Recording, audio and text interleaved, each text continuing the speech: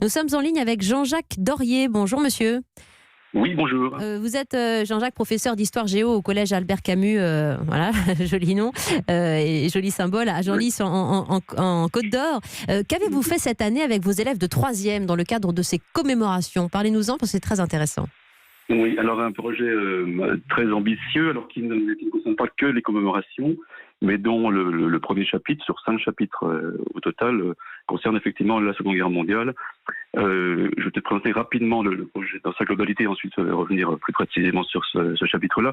Donc l'idée c'était de filmer, enfin d'interviewer des témoins de l'histoire, d'où le titre du film qu'on a réalisé. Oui. Témoins de l'histoire qui se font pour certaines époques bien sûr de plus en plus rares, avec des élèves de 3e. Donc on a fait venir ces témoins au collège et on a transformé pour le Parlez bien près du micro de votre téléphone, s'il vous plaît, Jean-Jacques. D'accord.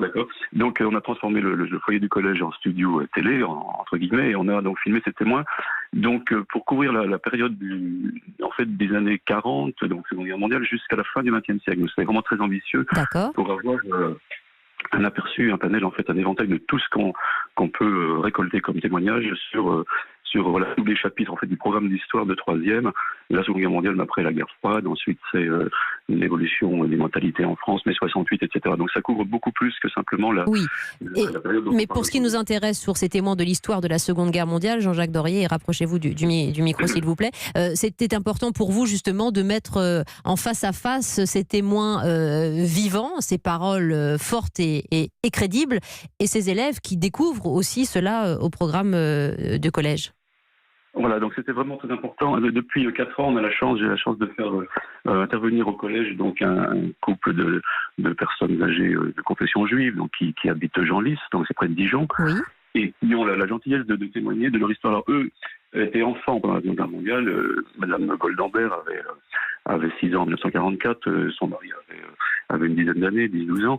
Donc évidemment, ils ont beaucoup de souvenirs d'enfance, et ils ont été très marqués par ce qui est arrivé à leur famille, à leurs parents.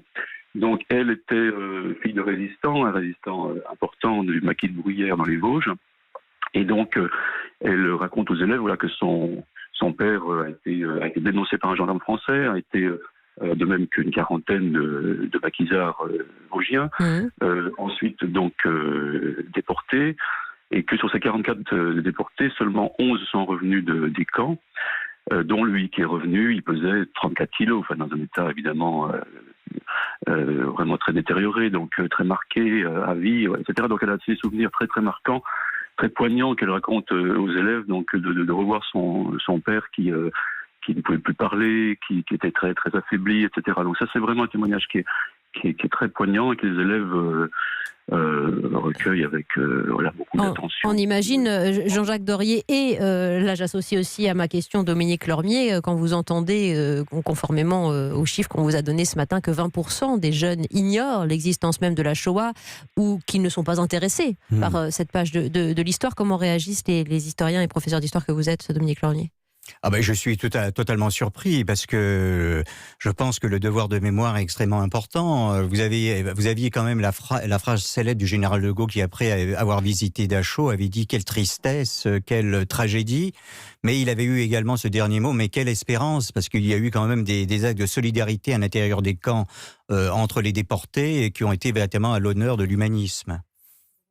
Pardon, excusez-moi, non, c'est Jean-Jacques, et j'aurai Jean-François ensuite. Pardonnez-moi, je voudrais vous faire réagir, Jean-Jacques, sur l'expression aussi, comme Dominique Lormier, de devoir de mémoire. Quel sens elle a pour vous et pour vos élèves?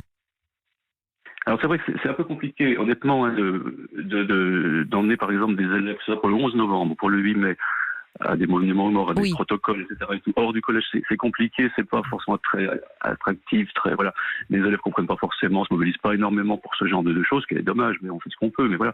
Par contre, c'est vrai que la rencontre avec les témoins, en chair et en os, la parole, l'échange, quelque chose de vivant, ça, c'est fondamental, et ça fonctionne vraiment très bien. Et c'est pour ça que vous voulez aussi laisser des traces avec, par exemple, ce documentaire Les témoins de l'histoire que vous avez réalisé dans le cadre pédagogique, Jean-Jacques Dorier, c'est tout à votre honneur.